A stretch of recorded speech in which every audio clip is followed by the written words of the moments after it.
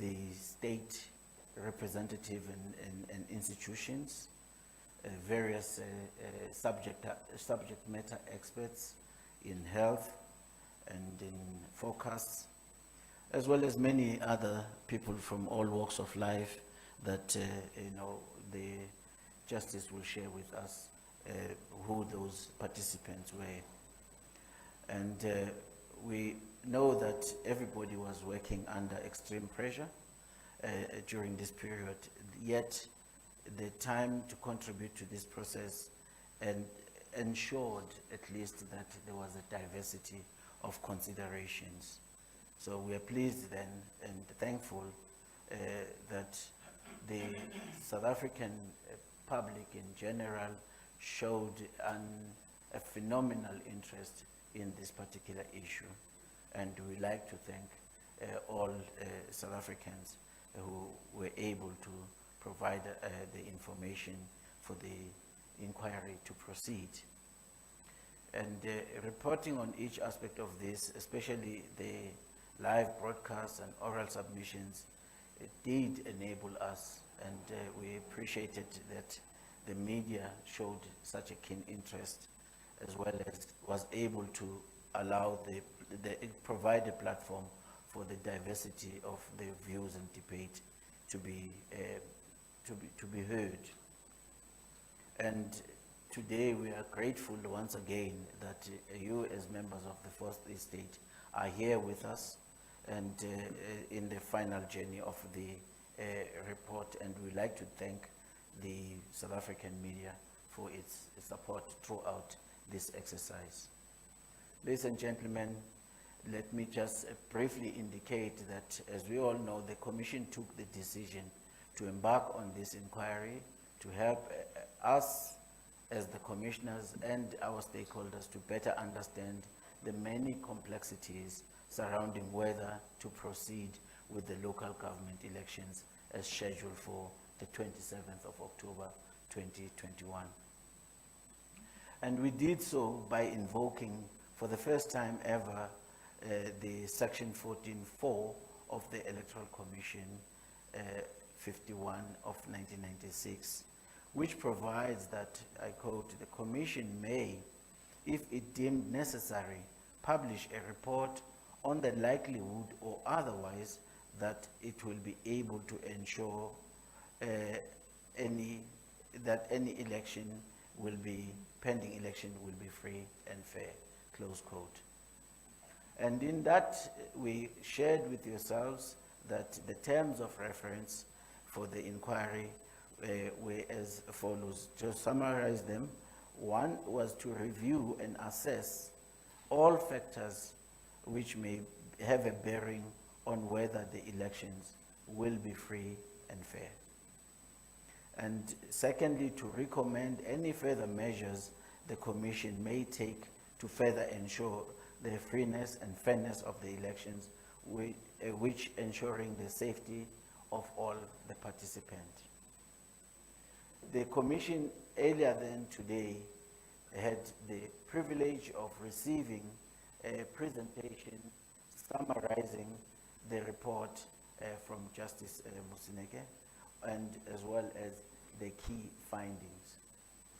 And I will shortly invite Justice Moseneke to share with you an overview of the key elements of this particular report, which we believe this will still be in line with the transparency that the Commission has ensured that it is part of this particular process.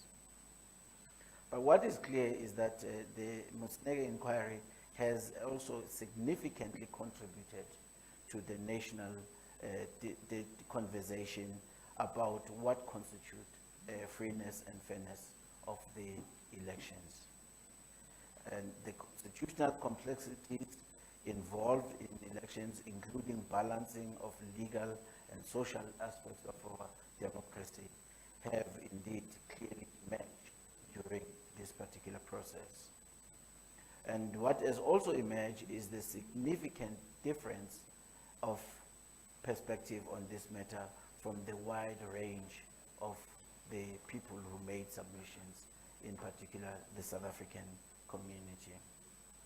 Therefore, the Commission hopes that this final report on the inquiry would not only assist the Commission in making a final determination regarding the upcoming local government election, but will also contribute to the emergence of a national consensus on what constitutes necessary free and fair elections and how we can ensure the safety of the voters, the candidates, elections, staff, as well as all the participants. And having received this report, ladies and gentlemen, from Justice Musenege today, the Commission now will retreat to study the report in depth, to understand not only the recommendation, but all the holistic aspects of the report.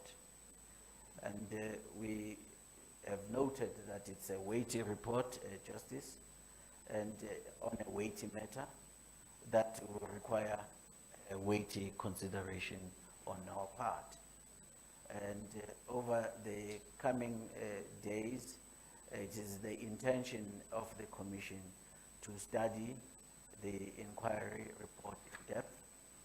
Secondly, to engage with a range of key stakeholders regarding its findings and recommendations.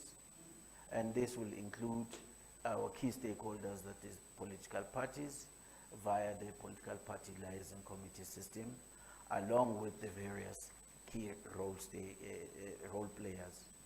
And then to make a final determination regarding the local government election within the next few days. And the Commission has scheduled a meeting to begin this particular process.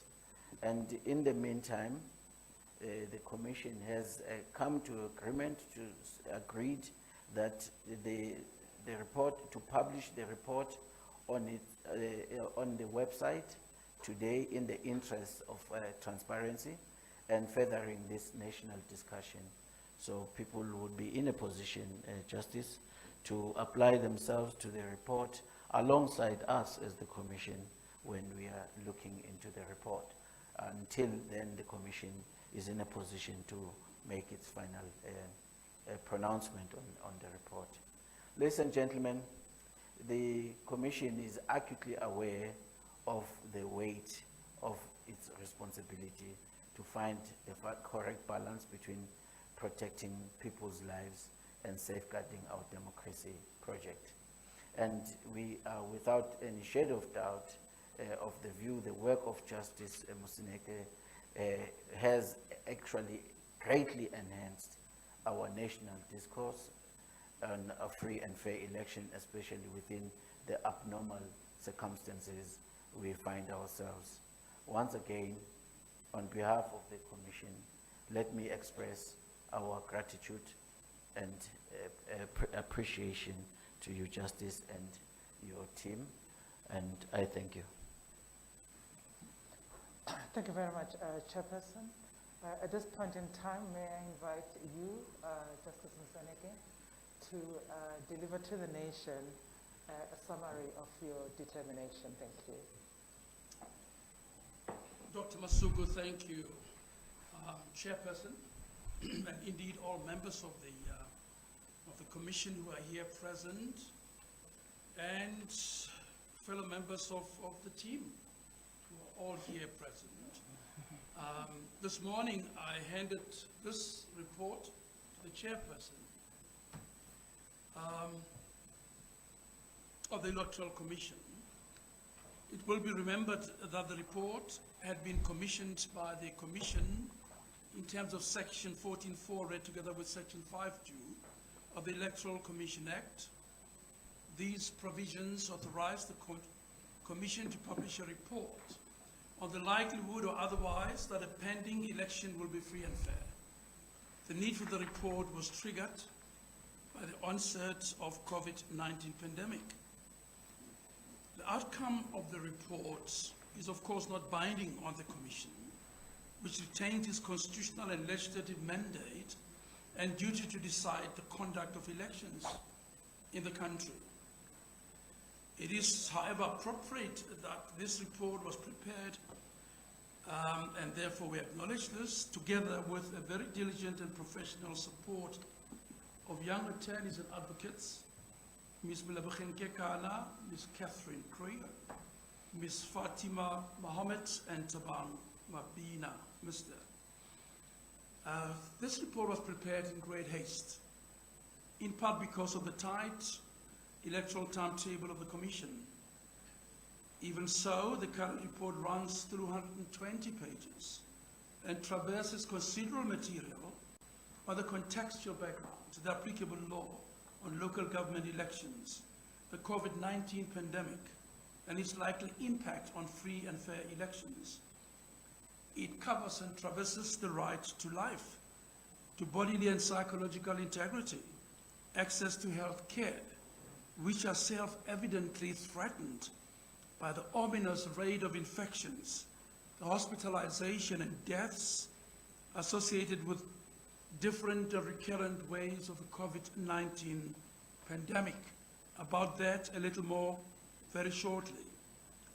This report carefully records and examines the submissions of the Commission and stakeholders, including political parties, the public, civil society organizations, organized media, organized business, labor and civil society, under the purview of NEDLAC, National Economic Development Labor Council, and a public opinion survey. The inquiry went on to receive and hear submissions from independent electoral monitoring bodies, whose submissions, amongst others, prompted this inquiry to study and compare electoral practice in our country, the rest of the African continent, and elsewhere in the world in the wake of the COVID-19 pandemic. The inquiry went on to receive written and oral submissions from organizations focused on healthcare, independent medical experts, from government functionaries that included the Director General of the Department of Health, medical experts, scientists related to or serving within the Ministerial Advisory Committee on COVID-19, established by the Minister of Health, and from the Minister of the Department of Cooperative Governance and Traditional Affairs. The central issue, you will remember, is whether the local government elections are scheduled for the October 21st are likely to be held in a free and fair manner. The political parties and civil society organizations that made submissions to the inquiry are fiercely divided on whether the elections, if held, are likely to be free and fair. In this report, we represent these divergent views and have preserved the submissions in their original form on our website. While submissions by political parties, civil society, and members of the public are instructive and important, this report does not make any factual findings on or assess the cogency of the positions advanced by these stakeholders. This is so because the respective political views are not susceptible to a fact-finding process. They are often driven and animated by their partisan and subjective worldviews, or even by self-interest. To that extent, the inquiry heeded and respected all views and deemed each to carry equal force, whatever the size or pedigree of the political party concerned. The inquiry sought to find an objective and dependable standard that is suited to measure whether the pending elections are likely to be free and fair in the face of the threats to life and limb and access to health care posed by infections, hospitalization, and deaths spawned by a pandemic on our country and its population. The outcome of the inquiry has reached the outcome the inquiry has reached, is not and must not be driven by positions and preferences of political actors or entities of civil society. important as all these views are and must be, public opinion too is extremely divided. We have rather turned to our constitution and the electoral law. First, we've looked at the electoral response to the pandemic in our country, and thereafter in the rest of the African continent, and in other significant electoral destinations abroad. Thereafter, we have sought to be guided by the science related to COVID-19 pandemic. That explains why we have heard submissions and presentations from no less than 9 medical experts and scientists, including state functionaries tasked with the curbing of the impact of the pandemic. This report carefully records the core presentations of these experts and delineates their convergence and divergences on the research data, projections, and expert opinion they have tendered. First question that we must ask is whether local governments may ever be postponed. The starting point must surely be our Constitution. It tells us that ours is a democratic state founded on universal adult suffrage and regular elections. What it's telling is that the regularity of elections, like a democratic form of governance, is a founding value, so highly cherished that it may not be amended except by a supermajority of 75% of members of the National Assembly and a supporting vote of at least 6 provinces. In plain language, our Constitution commands that a term of a municipal council may be no more than 5 years, and when the term expires, an election must be held within 90 days of the expiry. As we have earlier recorded in this report, electoral legislation accords with constitutional stricture on the term of municipal councils. Local government elections may be postponed if they are likely not to be free and fair, but to a date within the mandatory term of 5 years and 90 days. However, in sharp contrast, the Constitution and other law do not provide for an extension of the term of a municipal council. The first order answer to this initial question is that local government elections must be held within 90 days of expiry of the fixed term of 5 years, and the Constitution does not contemplate a deferment. Well, we also know that in our democratic order, elections must not only be regular, but they must also be free and fair. The Constitution does not create an optional binary that says election must be regular, but need not be free and fair, or that they must be free and fair, even if they are not regular. Elections that are not free and fair, even if held regularly, are not democratic elections at all. The two requirements must coexist and be co-present at every election held under our jurisdiction. It seems to me there are 2 ways to approach the fixed term set by the Constitution and other law for municipal council. The first option suggests itself is to seek to amend the Constitution and applicable legislation. It may be said, but it is an undesirable democratic practice to amend the Constitution on an ad hoc basis or to solve a particular short-term challenge. Even a bigger challenge is that the amendment will require 75% supermajority in order to be effected. Then the question must follow: may a court of competent jurisdiction grant or permit the extension or relaxation of a fixed term deliberately set by the Constitution?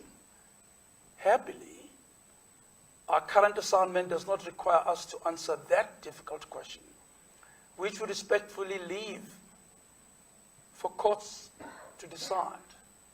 We propose not to second guess our courts. It may be argued, though, that a court of competent jurisdiction may want to assume jurisdiction to extend the limited term of office of municipal council to a finite date, if it is shown that exceptional and compelling circumstances warrant the extension.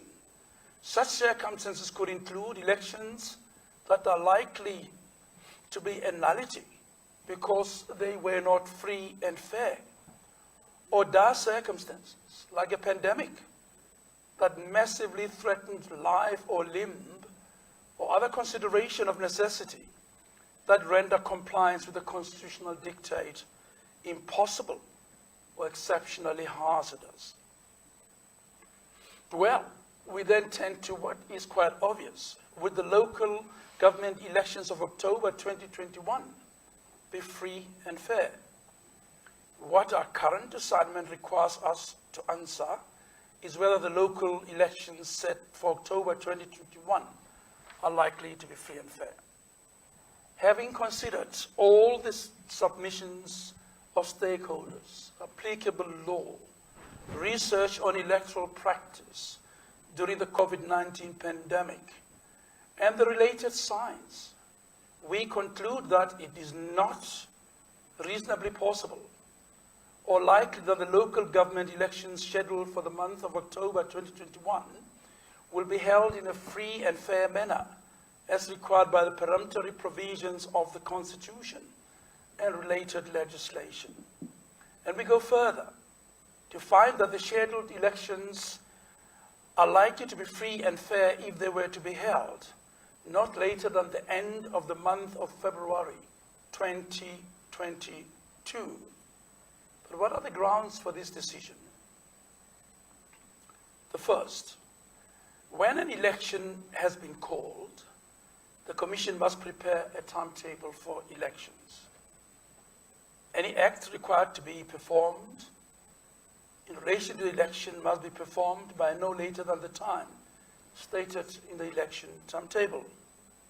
On the current draft timetable, the voter registration is now scheduled for the 31st of July and the 1st of August 2021, and only thereafter may elections be called. It is planned, we are told, that the Minister will call the elections not later than the 6th of August 2021. Now, the scheduled voter registration weekend is 6 days from the end of the current adjusted alert level 4 restrictions, whose currency may be extended beyond that date, being the 25th of July 2021. We conclude that if elections were to proceed as scheduled now, most of the acts required to be performed in accordance with the draft timetable will not be reasonably possible, starting with a face-to-face registration of voters who do not have access to electronic registration, the provincial and final certification of the voter's roll, and the finalization of the nomination process for registered parties and independent candidates.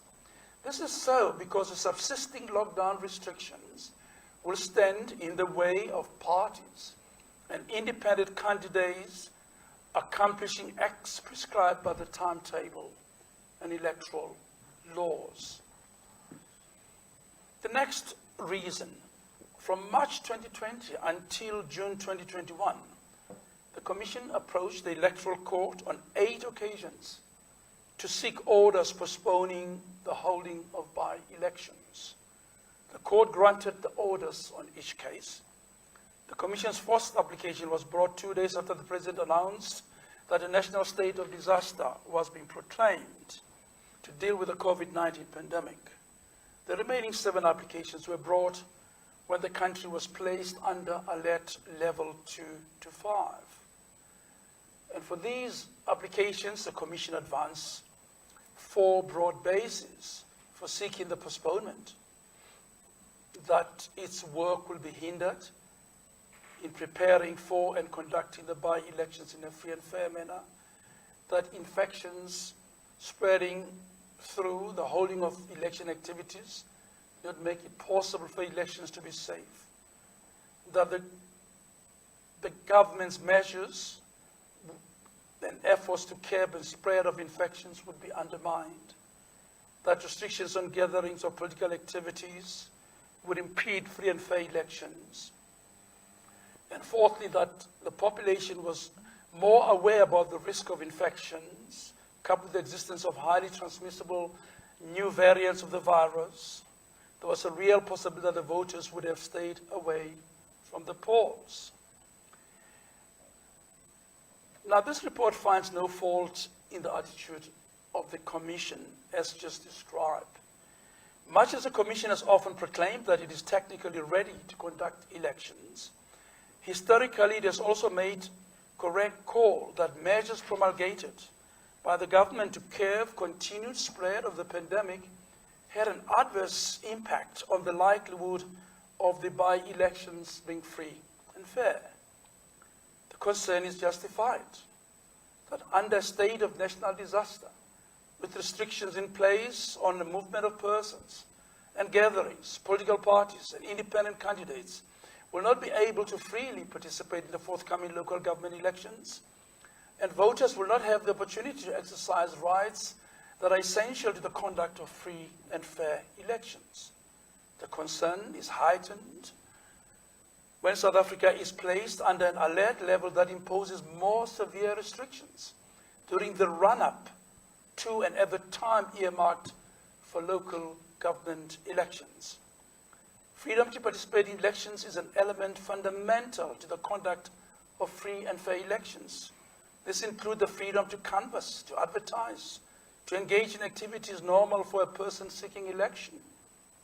While the Constitution and the law are not prescriptive as to the manner in which parties should campaign and advertise, the activities normal for a person seeking election in South Africa includes the holding of large rallies, the holding of smaller political gatherings, the door-to-door campaigns. However, we add the freeness and fairness of local government elections must be evaluated in the context which includes the new normal imposed upon us by the COVID-19 pandemic. What is important is that political parties and independent candidates must be able to participate in the elections fully and effectively. This means that they must be able to get their political message to their chosen electorate. Although the restrictions on movement of persons and gatherings under the disaster management regulations apply to all political parties and candidates, there's likely to be a disproportionate impact of the COVID-19 restrictions on smaller, less resourced political parties and independent candidates. Larger, well-resourced political parties will more easily be able to advertise widely and shift to digital platforms to engage with voters. And lastly, the restrictions on the ability of political parties and independent candidates to campaign in turn diminishes the rights of the electorate, including the right to vote. It has long been established that the effective exercise of the right to vote requires access to information. If voters are unable to receive political messaging from political parties and independent candidates, they'll be hindered in their ability to make political choices and to vote. A legitimate question may then be asked, what if the lockdown restrictions higher than level 1 were removed? I think the ready answer is that on all medical expert predictions, during October 2021, infections, hospitalization, and mortality will remain a significant threat to the physical well-being and life until a substantial number of our population has been vaccinated. Talking about medical evidence, that's what I turn to now. As we have seen, the question whether scheduled local government elections of October 2021 should be held or deferred is fiercely contested within and amongst election stakeholders of varied kinds. Some stakeholders have urged us to find and follow medical science, and others have scoffed at the reliance on science. We choose to heed the science, and to that end solicited the assistance of no less than 9 leading medical and public health experts in our country.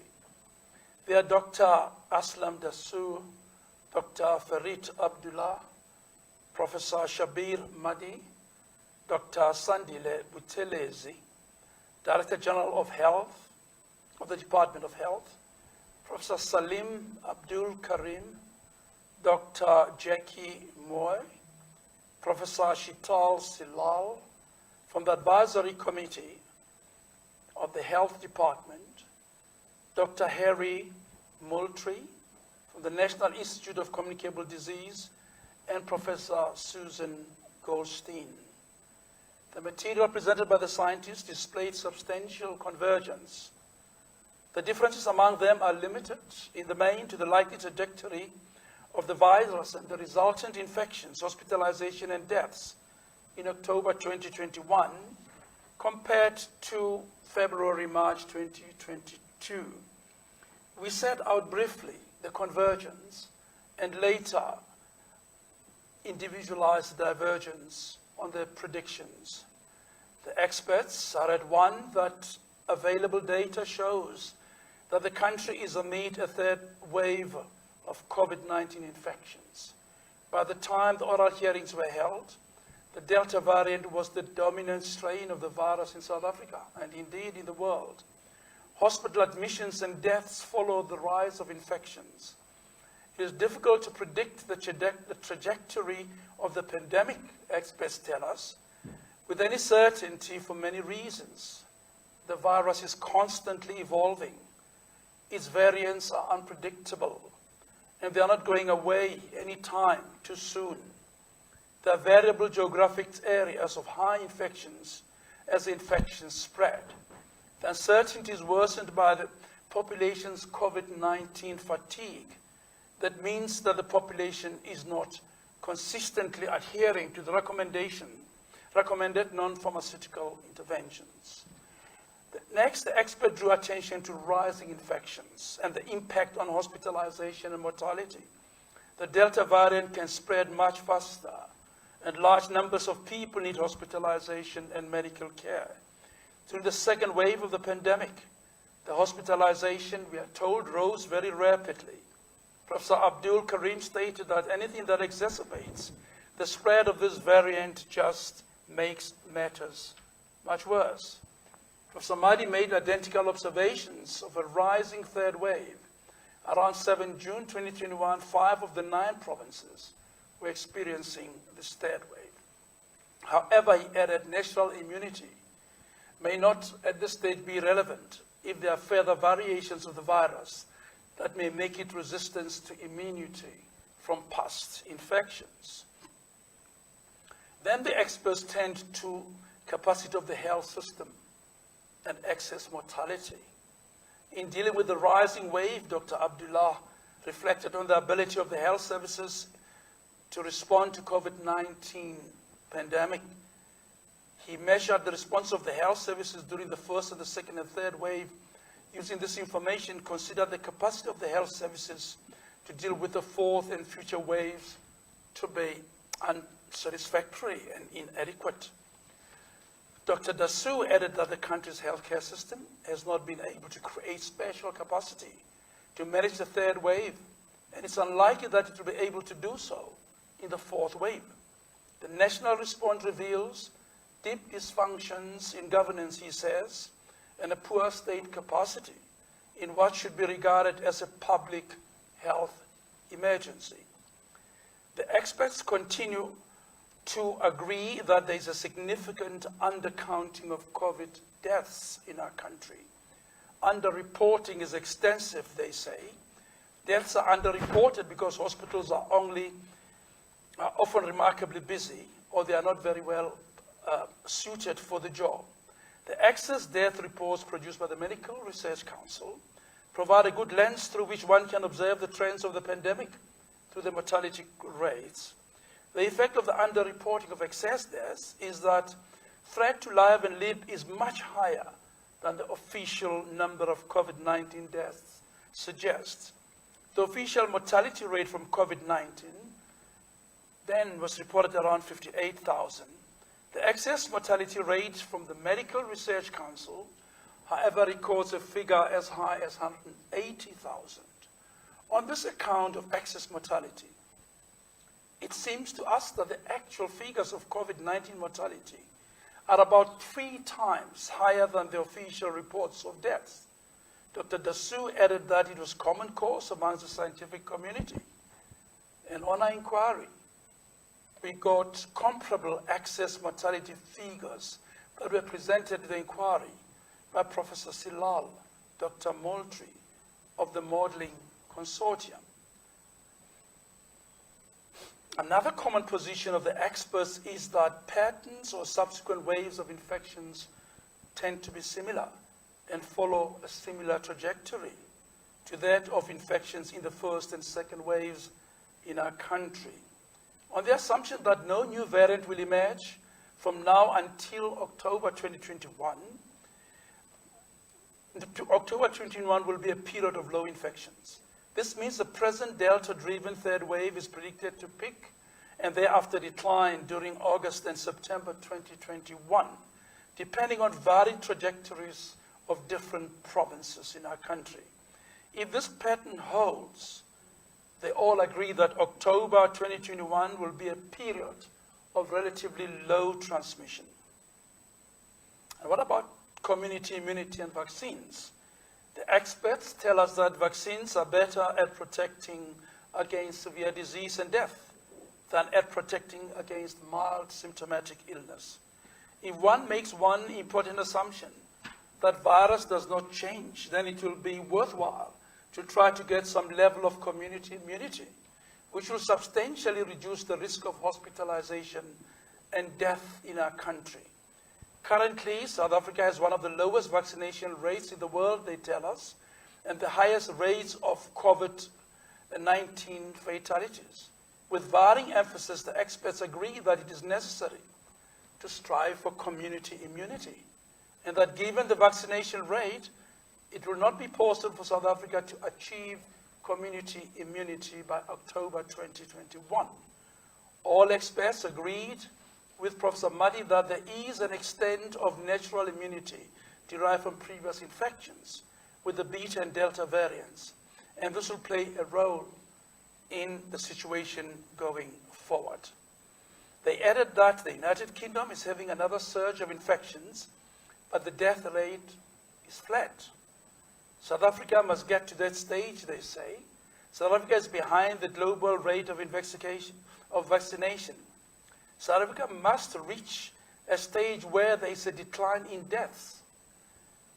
And this can be achieved by vaccinating the most at-risk population, namely those who have comorbidities and are above a certain age. I'm afraid that includes me, Chairperson. South Africa should aim to administer 300 doses of the vaccine daily. Risk associated with elections, all experts tell us, express themselves on the risk associated with elections and are agreed. Large gatherings are super spreader events. This cannot be emphasized enough, Professor Mahdi said. Professor Mahdi added that no gatherings cannot be allowed during the run-up to elections, even on voting day. This, he added, is not negotiable. He urged strongly that no gatherings should be allowed. Elections are likely to cause a resurgence of infections, and any resurgence will be difficult to manage. As a mitigatory measure, when elections do proceed, he suggests that voting stations should be located outdoors as a preferred option.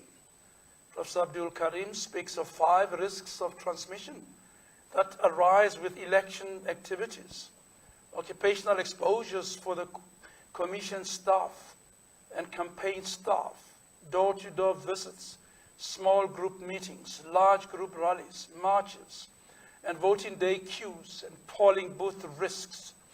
These are 3 principal risks associated with these activities, namely gatherings, especially those indoors, movement of people, level of adherence to non-pharmaceutical interventions. In short, large group rallies and marches are bound to be super spreader events. Dr. Abdullah is aware that the limitation on gatherings translates to restrictions on electioneering. He cautions that if the scale tilts in favor of electioneering activities, when the transmission rates of the Delta variant are high, the events will become seeding events and will lead to cluster outbreaks. and in turn trigger another wave. Ordinarily, gatherings have been shown to be super spreaders. Then we moved on to the inquiry on the difference, on October 2021 versus February, March 2021. There is a difference of opinion amongst experts on when it would be less risky or safer to hold elections between October 2021 and later February, March 2022. Professor Abdul Karim presented that if the elections were delayed by 3 months, South Africa will be in low transmission, and concludes that that is the time, that is the moment that elections should be held, being October 2021, rather than 3 months later. Professor Karim is of the view that we are likely to see several new variants around March 2022. Professor Madi, on the other hand, pointed out that it is difficult to predict the trajectory of the virus, particularly for October 2021. He said the major risk lies in the period leading to voting day. Electioneering, especially large outdoor gatherings, and any indoor gatherings of more than 20 people will have a major impact on the resurgence of the infections. Based on past patterns, with waves 1 and 2, it may be that October 2021 is a period of relative calm, with a resurgence in December 2021 onwards. Dr. Abdullah is of the view that continuing with current plans to hold elections in October puts thousands of lives at risk. The country or parts of it will remain at different stages of a wave for a foreseeable future.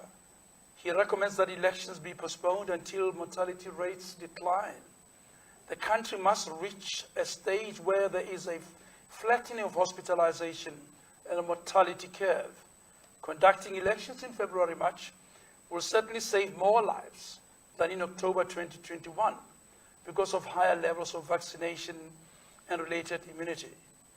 It will be remembered that in their submissions, Professor Silal, Dr. Moore, and Dr. Moultrie expressed their personal opinions, not represent the advisory committee or the modeling consortium, that the more people that are vaccinated at the time of holding of elections, the more lives will be saved. They took the view that there will be many more people vaccinated in February, March 2022, and expected less hospitalization and less deaths. This expert view, it will be remembered, accords with that of Dr. Buthelezi of the Health Department, who warned against elections gathering and campaigning during October 2021, and that community immunity through vaccination will have been reached by February 2021, when approximately 40 million of the population would have been vaccinated. Now, ladies and gentlemen, the foregoing paragraphs are a fair summation of the science that ought to guide us. Whilst the Delta variant may have subsided somewhat during October 2021, the risk to our population of infection, serious illness, and consequential hospitalization and death will remain remarkably high. Our public care system is inadequate for the health demands spawned by the pandemic. Our death or mortality rates appear to be nearly 3 times more than the official statistics of death. That means the threat to life posed by the pandemic is much higher than meets the eye. All experts tell us that by holding elections in October 2021 or in February, March 2022, there is a potential risk of infection or even of a 4th wave. The real difference will be made by community immunity through vaccination. Even if community immunity at 67% of our population is not reached, in February, March 2022, there will be far less risk of hospitalization and death than there will be in October 2021. Before we turn to our recommendations on when, if deferred, elections should be held, we draw attention to the section on electoral experience in other countries on our continent and in other significant electoral destinations. We commend our research recorded in this report to those who are sticklers for detail and who love research. What is plain is that many countries around the world have postponed presidential, national, and subnational elections due to the pandemic, and others have held elections despite the pandemic. It is indeed difficult to make a helpful comparison from country to country because of the diversity of the context within which the decision to defer to go ahead with the election was made. Let it suffice, though, to draw attention to the studies on the presidential elections in the United States of America and the state assembly elections in India and the local government elections in Brazil during the pandemic. They didn't postpone, they went ahead. The recorded estimates of death associated with each of these elections run into staggering numbers. If you want the exact numbers, they sit in our report. Something we should not want to wish for ourselves and our country. Why then February 2022? We have already considered that deferring elections might be an unwelcome dent to our nation's democratic resolve and psyche. And yet we hope we've shown that we are in exceptional circumstances that pose a real, direct, and collective threat to our lives, to our bodily and psychological well-being, and I might well add, to our livelihoods. Some have argued that deferment may encourage or initiate a slippery slope that might undermine the democratic project. We think that this argument has considerable force. Only the most compelling of reasons to justify the deferment of a term of elections set in the supreme and other law of our country. For that reason, our recommendation is that elections be deferred only once and to the earliest possible date to be determined as the safest and the shortest within which local government elections may be held without excessive loss of life. First, the local government elections wield authority only because they are so authorized by the people who vote them into power. Second, once they assume office, their term of office is not only finite for 5 years, but also they must ensure accountable government and the provision of services in a sustainable manner. Many stakeholders, in their submissions to us, drew attention to the governance devastation to be found within the rest of most municipalities in our country. They rightly pressed that the current municipal councillors should be given not even one more day in office if citizens are to be spared more bouts of unaccountable government, inept and dishonest financial accounting, and downright failure to observe the law that governs municipalities. The consequence of this has been repeated service delivery protests in the face of dysfunctional and totally inept municipal councils. On the 30th of June 2021, the Auditor General, Ms. Tsakani Maluleke, released her annual report on the audit outcomes of 257 municipalities for the financial year of 2019-2020. She records that the decline in affairs of the local government has been consistently reported by the Auditor General over the past 4 years of the current administration.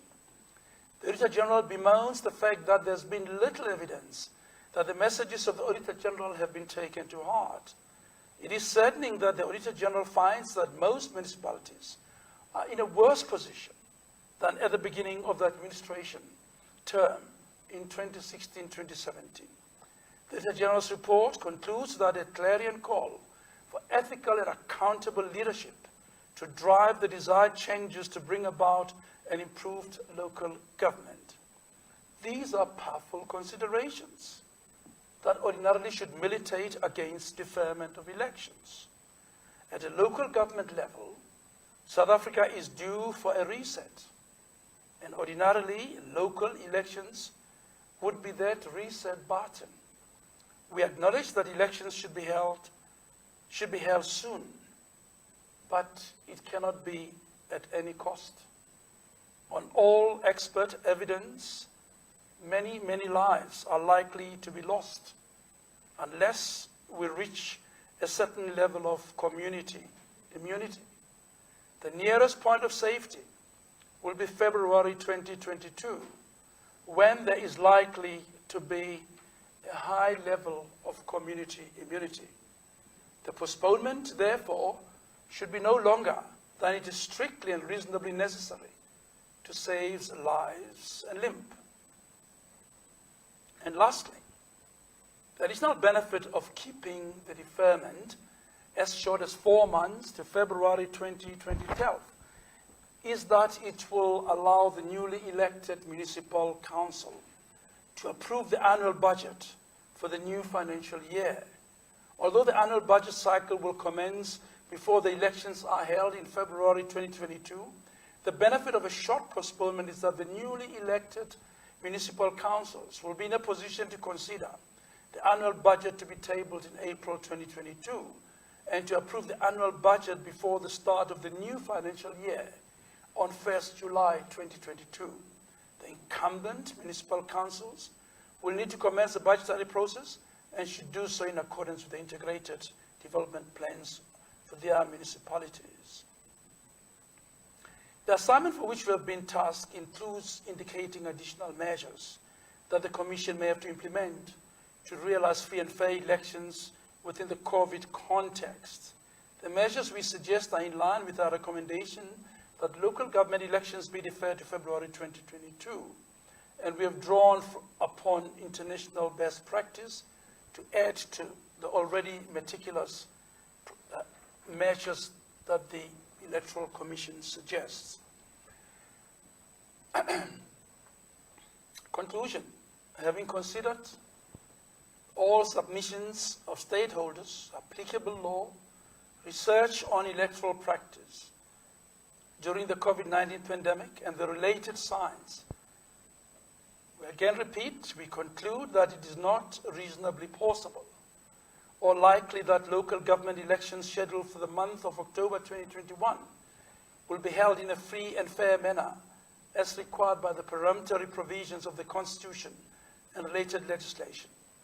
We find that the scheduled elections are likely to be free and fair if they are to be held not later than the end of the month of February 2022.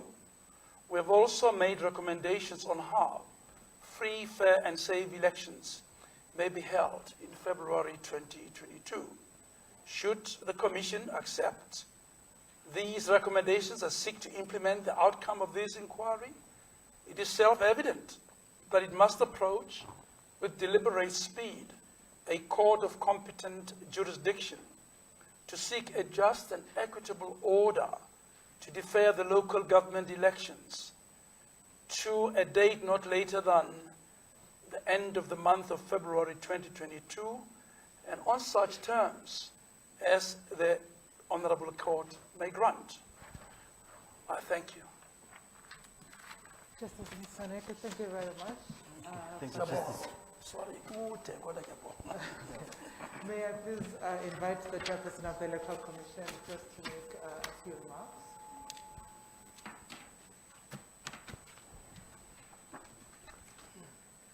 South Africa, there you have it.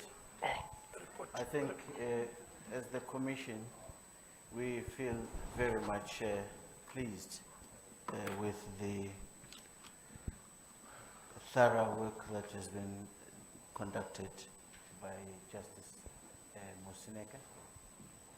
And as is pointed out now, that everything is subject to that the commissioners here, would they accept the report or not? And it is on those bases now that the Commission has requested that let the report be out there in the public domain, and then the Commission will retreat and do its own due processes including engaging our key stakeholders. You would recall, ladies and gentlemen, that when we announced this report, we were clear that it's happening under the auspices of our political party liaison consultation processes. So we still need to do that the soonest, but we very much appreciate the work that Justice Musineke has done. It has shed a lot of light on some of the critical considerations to enable the decision making by the Commission. We thank all of you for all the participation and involvement in the inquiry. I just need to check if any of fellow commissioners or colleagues, through you, the program director, if they have anything to add. Chairperson, I've just been instructed to give you the report in full view of the cameras. Now, I think, yes, it will be a good way to sign off. I've done my work. And I'm out of here. So I agree, Mama, as you remind me. Thank you. Thank you. Thank you.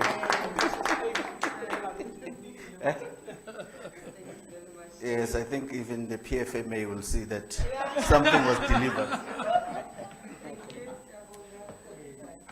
Thank you very much to both Justice Musineke and the chairperson. I'd like to open the floor to members of the media that might want to pose questions. It's just going to be a very brief window. Please remember to introduce, to give us your name and the media house from which you come.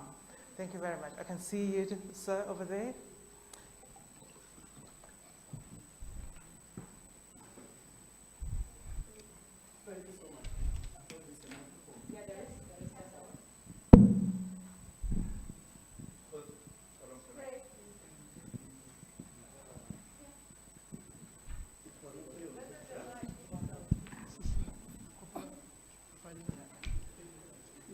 Thank you so much. Francis Luagamachate from Progressive Independent News Agency.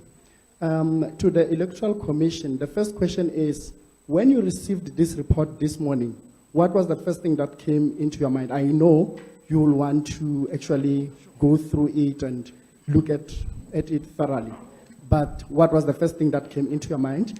The second question is, how possible is it that South Africa can have visual elections? Have you considered that?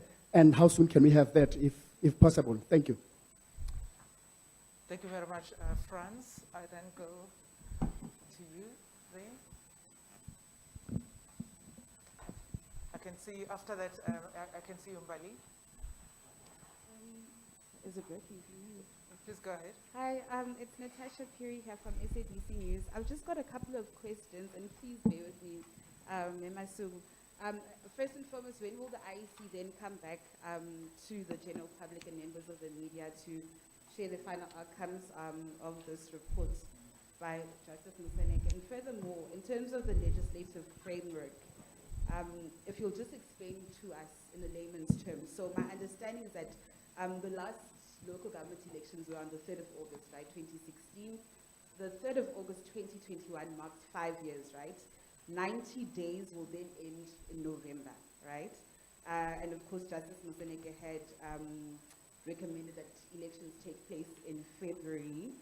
But are you not, in terms of the constitutional amendments, if the IEC decides that yes, they will actually hold elections in February, are you not concerned about the process of the constitutional amendment? Because you first have to change it. This matter then needs to go back to I think the Parliament or the National Assembly, and details of the amendment, I think, need to be published for about 30 days. So is that also not a lengthy process in itself? And furthermore, some people have raised their concerns, saying that power can easily be abused by the incumbent government to gain electoral advantage. Are you not concerned about that? And furthermore, how sure are we that yes, I've heard that we probably will reach, herd immunity or community herd by February 2022, but are we not, how sure are we that we won't be in a fourth wave by that time? And then another related question, it's just in terms of online voter registration. I know that last week Wednesday the process has been opened. Not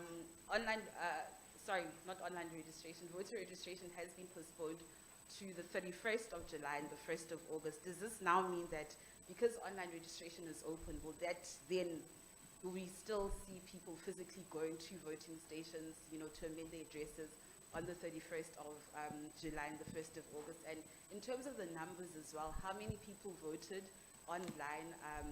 Can the IEC assure us that the process went on without any glitches? Thank you so much. Sorry for so many questions, and I hope you got them all. Thank you. Thank you very much. I'm going to take Mbali and then pause and allow the panel and people outside the panel to field the questions. Mbali? Okay. Mbali Titani from Newsroom Africa. I just want to find out, I know that the Commission said that you will be studying the report and then get back to us, but I want to ask, Justice Musaneka said that you will need, in order for these elections to be postponed, you'll need to approach a higher court or a suitable court. When will you be doing that, and when will you be approaching this court? Can you give us a time frame? And also, looking at your calendar, it has now been disrupted.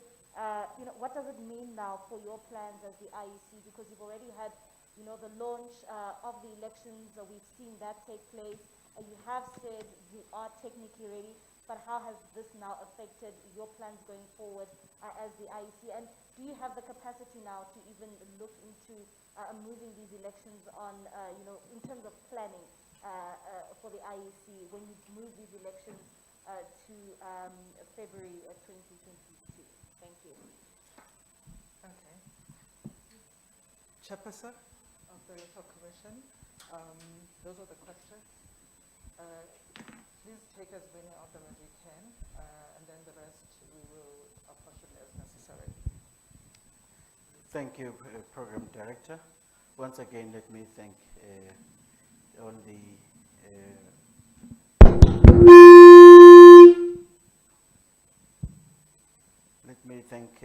you all for the questions that have been posed on us. I think, France, it's easy to say what came to our mind.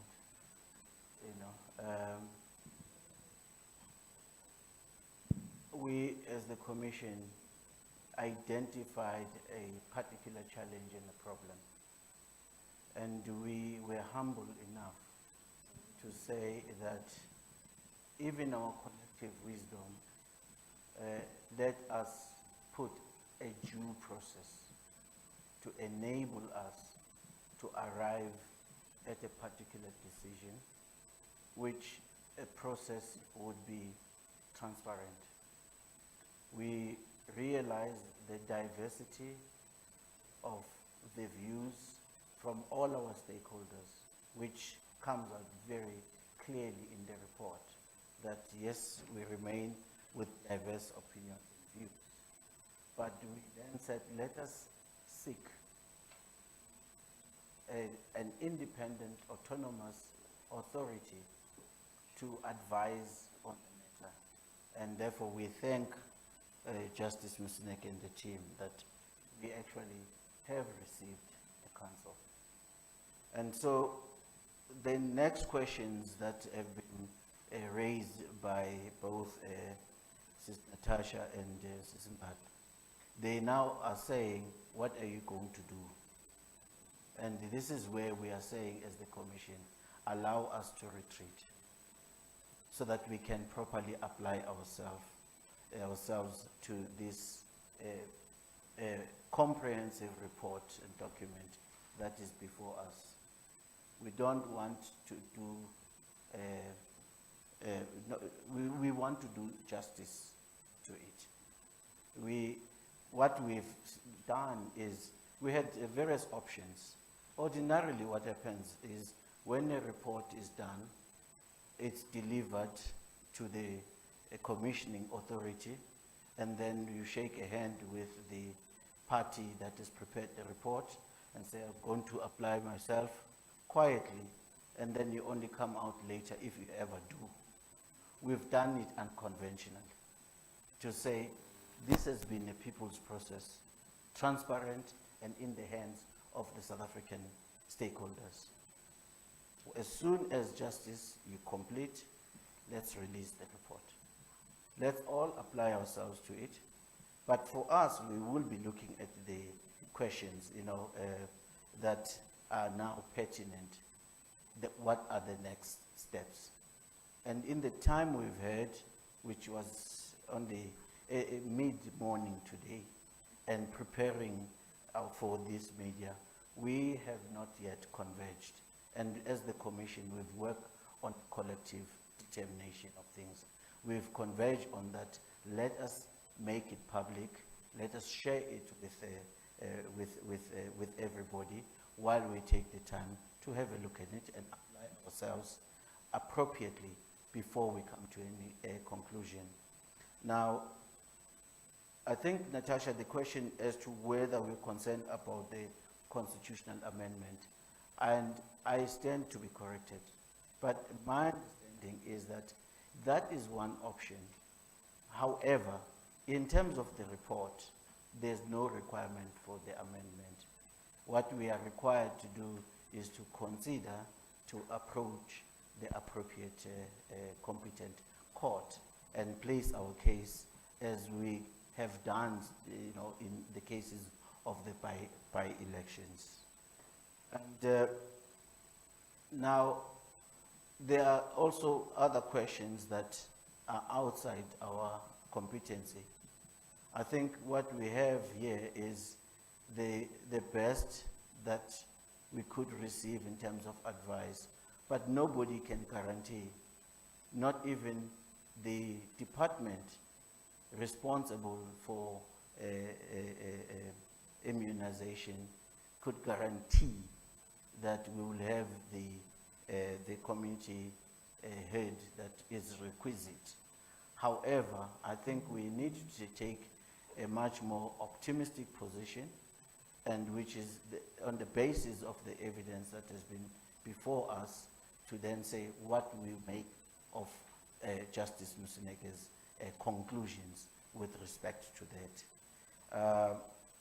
And the issues that relate to all the pending operational matters, which you've observed through, that there's an implication for the registration date, there's an implication for what you call proclamation. All those issues is what we now will be deliberating as the Commission, so that we can come back and inform all the stakeholders as well as the public. Now, it's also similar to the issue of that if the Commission is minded to accept the report, then the Commission will have to then approach the courts. But at this stage, I think I would allow that the colleagues that we do have the opportunity to have genuinely to apply ourselves to this. Indeed, the situation, there's a disruption. But I think we now have a structured process and reports for us to say, how do we manage these challenges that we've been dealing with of uncertainty and so on and so forth? Because it hasn't been a straightforward situation to manage the situation. But I think we can say that the team led by our CEO has actually served us as the Commission and our country to navigate the challenges that have been before us. And I believe that we will usher the right direction based on the report and the recommendations and the other operational considerations that are before us. And I suppose I've tried, Dr. Masula, and if there's anything that our colleagues could. Okay. Thanks. Thank you very much. I see, Mbali, you want to come back? Please do. If someone can get the mic there. Okay. Please remember to sanitize the the mic. Thank you.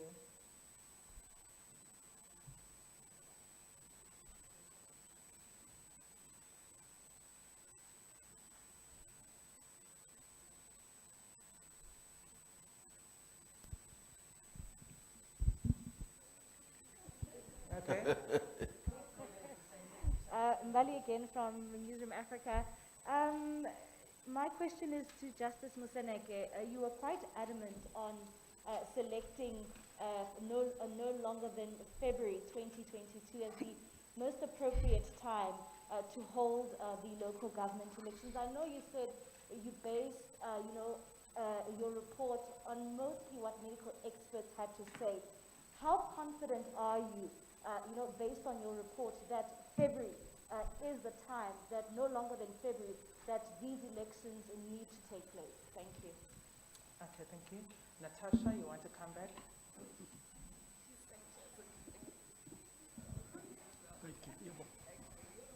Thanks, Wally.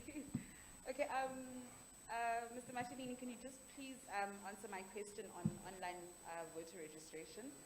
And then furthermore, in terms of, I know you had said that the Commission still needs to apply its mind on Justice Moseneke's reports, but will there be any financial implications if elections are postponed? Already the budget of the Commission was cut by, I think, 35 million rand, correct me if I'm wrong, and the reason why the IEC has one voter registration is also because of budget constraints. So, yeah, just those two questions. Thank you so much.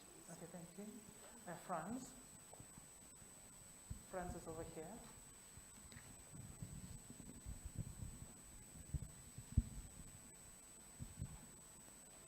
Thank you so much. The question on visual elections has not been answered. I wanted to check on that, considering that we are in another industrial trajectory, which is the 4IR. How possible is that? Have you considered that as the Electoral Commission? And maybe again, on the postponement of the possible postponement of the elections, is it even possible to postpone beyond the recommended time, the recommended period, which is in 2022? I understand Justice Moseneke stated that his report is not compulsory or mandatory. Thank you. Professor, I'm going to start with you, Justice. Dr. Mansour, should I go to Wedia? Yes. Thank you. It's a nice short question, and I think the answer should be, we're dealing with probabilities, not with certainty. In other words, if Dr. Masuku and other experts say to us, we will have herd immunity or near herd immunity in February, so you go to the shortest point for a remedy. It's quite a well-established principle. If there's some impediment, you go and look at the shortest safe place where you could actually perform in terms of the law. So if, was it Mbali who asked the question? Yes. If Mr. Tani, if you wanted to have an adjournment of local government elections for 12 months, you're going to see any court raising their head and saying, why? What for? And why do you leave people who are unelected that long in office? I think I've made all those points. And by the way, the report will be on our website. So later today, you can have some bedtime reading. But we do, Mr. Tani, explain that we said a number of reasons why February. Remember I said why February? And put them there, boom, boom, boom. We've had a bad local government, right, experience. Time to reset, so you don't give them time longer than that. Two, even if money is allocated for a new municipality, it will kick in July. And financial year starts around April. So you would like the new people to come in Malise Kona when Mr. Tan. So those are powerful considerations that you don't want to leave. You heard me say, some people said, no councillor should have one more day in their positions. So it is, and also to deal with the impression that you put, to say that aren't some people looking for an electoral advantage out of this? I don't know, but what I know is, and that's the basis of the report, you want to save lives.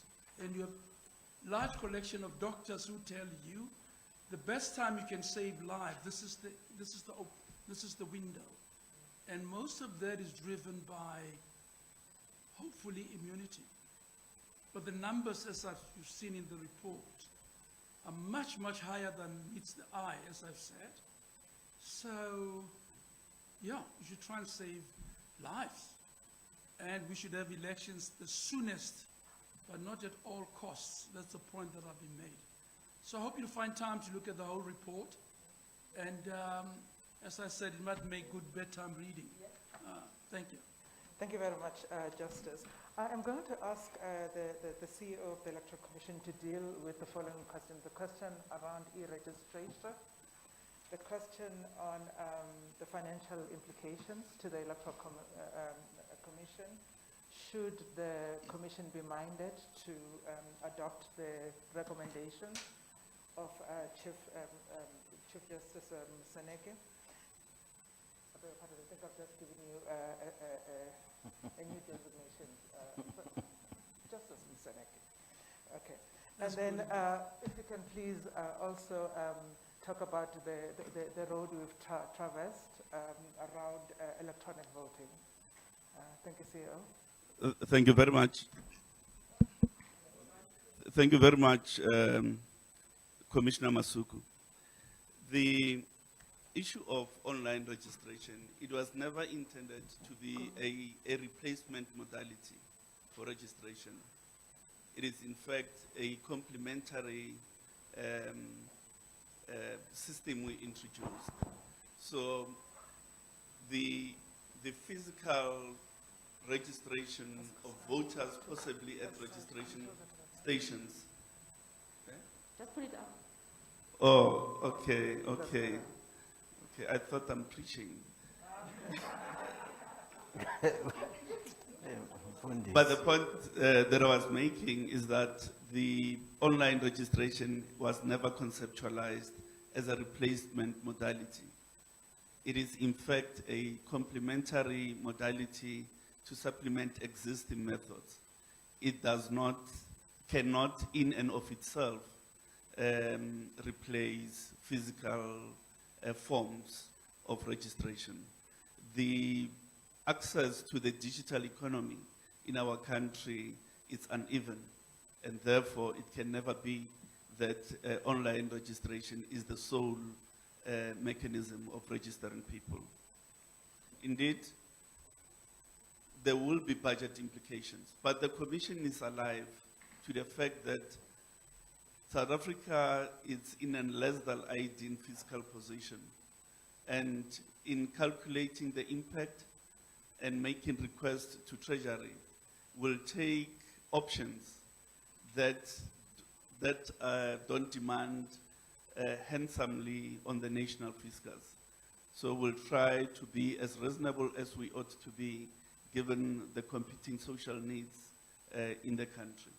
But there is no doubt that there would be budget implications. Insofar as electronic voting is concerned, is it possible before these local government elections? The short answer is no. But this is a matter that has been on our side, on our line of sight for a very long time now. We started by doing a cross-national research to try to draw some insights as to what evidence from those jurisdictions was saying to us. We had a national conference with all political role players, and we attempted to introduce an enabling provision in the Electoral Laws Amendment Bill, which would have allowed us to do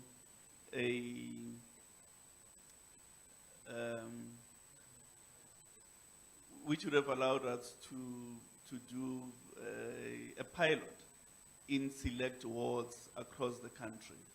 But when we were before the portfolio committee, almost all political parties in the portfolio committee didn't see the issue in the same way as we did. The portfolio committee called for more discussion before we even get to the pilot stage. But does that take the matter of the national agenda? Certainly not. The matter remains, is within our line of sight, and will spare no effort to ensure that once there's national consensus on the matter, we move to a form of electronic voting that is suitable for South African circumstances. Thank you. Thank you very much, CEO. I believe we've covered all the questions. It now remains for me to thank especially Justice Mseneke and the team, just to reiterate what Commissioner Mashini has said, to say thank you very much for this moment. I remember the 20th of May very, very vividly in my mind. And that he could have traversed all the submissions that we have and gotten us here is so typically South African and so typically the kind of standards that we're used to in this country. We thank you for that. We thank you for your diligence. We thank you for the sharpness of the recommendations. And then to turn to the media, I also wish to thank you for always heeding the call to come here. You do it because on our own we cannot get the message out there.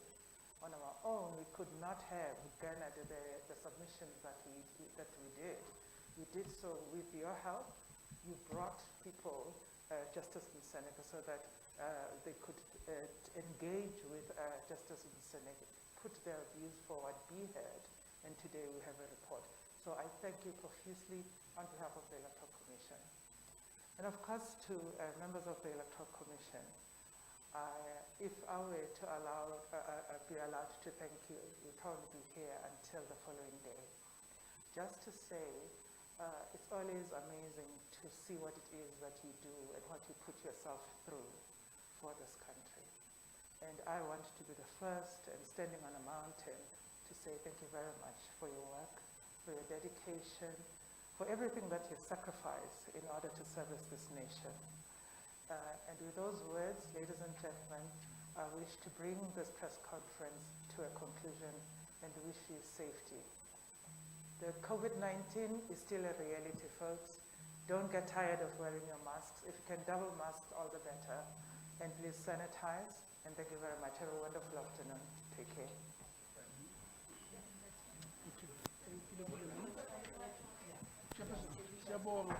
Oh. You saw me sign off. I think I'm signing off. So the president.